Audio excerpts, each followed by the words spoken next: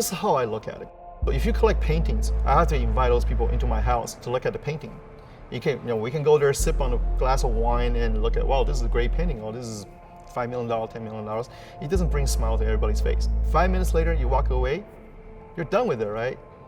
Car, imagine, if you're curious about a certain car, you've never driven it before. I get to hand you the keys, say, go take out for a spin.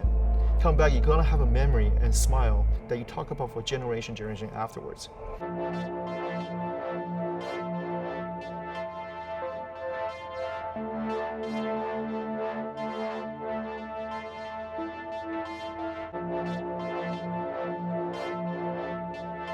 We are not collectors. I don't think I'm a car collector. We're car caretakers.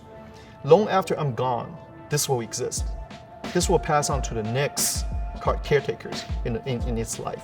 So maybe 200-300 years later, this car is still gonna be here, hopefully, you know.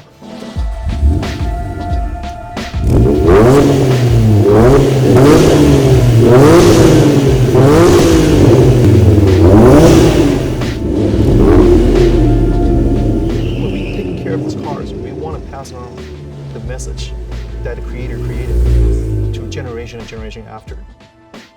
Hi, my name is Sean Lee, and I drive a 1991 Acura NSX.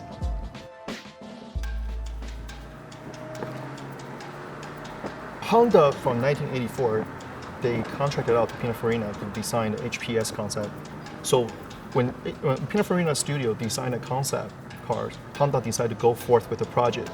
So at the time, don't forget, there's a lot of great cars on the market. You had the Ferrari that had a 328 GTS, and the Porsche back in 1984, they still had the 911. And it's not quite a 964, they had the 911. Don't forget, also in the 90s, this car has the influence from Ayrton Senna, which is one of my all-time favorite driver, probably among everybody.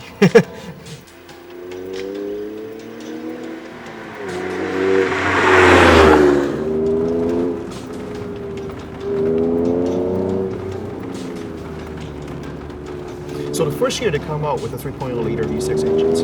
The horsepower output is probably about there's two different versions because the reason why there's a JDM version, which is slightly more horsepower, but this is a US version. So this is roughly about 260 horsepower right now.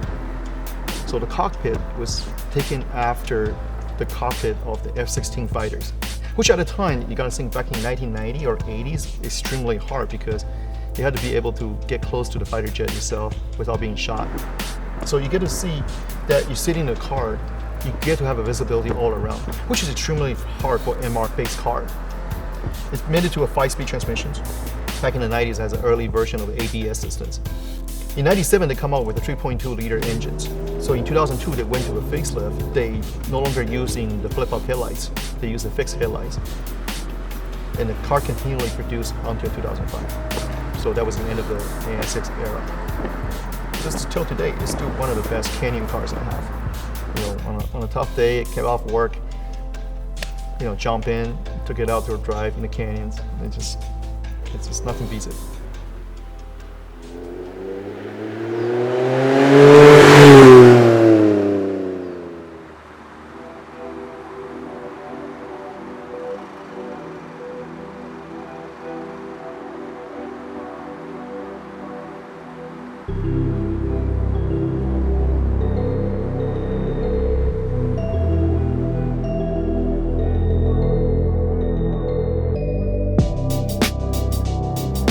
Honda, from back in the day, they're known for building super reliable VTEC motor. You know, we had the Civic, we had the EG, we had the EF. Then they decided to build a supercar that compete with everybody in the world. They want a car that's actually functional, ergonomic, and reliable. And that's when the NSX project started kicking in. So in 1990, they finalized the production models. And also that was the year they had Ayrton Senna testing out a car in Suzuka. Don't forget, Aaron used to race for McLaren. McLaren, back in the day, was using a Honda motor. They created this car, and was his influence. It was fast on the track, lap time-wise, reliable, and you really, this is one of the cars back in the 90s, you can sit in there whole day without feeling fatigued to yourself. You could take anybody, even till today, anybody can jump in this car and drive around to Vegas. You don't feel anything about it. Some of the modification on there was, I have a KW suspension on there. The rims are actually Avon RG series, and the tires are actually the Nito NT01, which is a very cool outcome for this car. I mean, the tire actually bring out a lot of character in this car.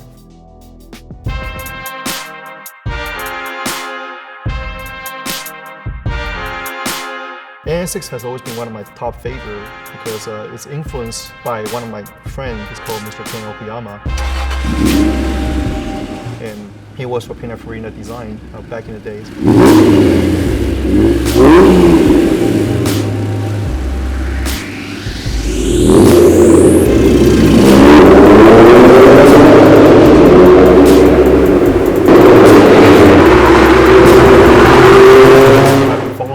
Since I was a kid, but I really couldn't afford it back in the 1980s, but I kept on seeing it on magazine, on newspaper, and almost every ad.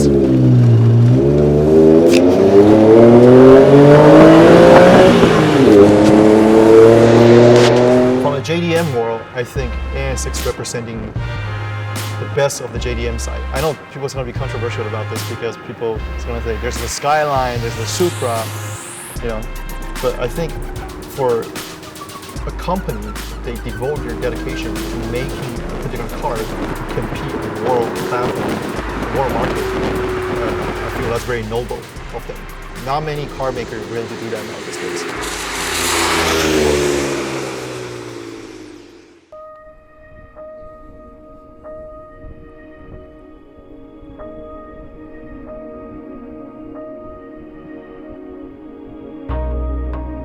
This is the only car that first came out, the market can engage the driver's emotion towards what you want to accomplish with a car.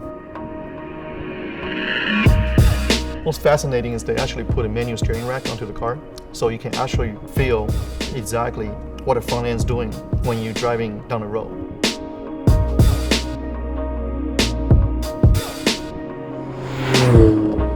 From German engineering perspective, German guys are very focused on engineering. They build a car, they believe that driver's perspective, you should come and learn how to use my creations. So if you go back to look at older Porsches, your steering wheel is off center, and you're sitting off to the side, right? And your mirrors are offsetted, right? Then you look at Ferrari, they build beautiful, beautiful cars. They are basically beautiful sculptures. But same thing, they don't care about ergonomics. Your sitting position is not very correct. The seats are, so Lamborghini, the seats are actually points totally different directions. But they build beautiful cars for you to look at. A lot of car offers feedbacks, but nothing to this level even as of today. You know, you always have the Ariel Atom, which is really, really, truly hardcore. Then you have the BSC model, then you have all these cars. But for production car that you can buy off the showroom to have this kind of feedbacks in the United States, it's pretty much almost non-existent.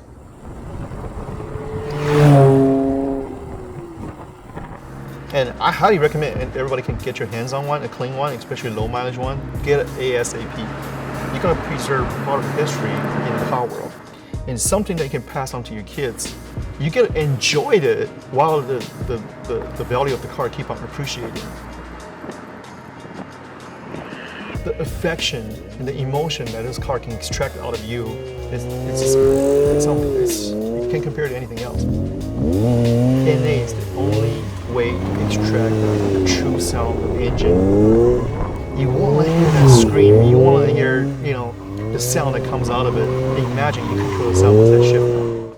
You know, you want it to scream, just stays in gear. You want to go to another gear, just, you know, that's why having cars like this is all about, man. This is, you know, it's a joy and it's only one of this.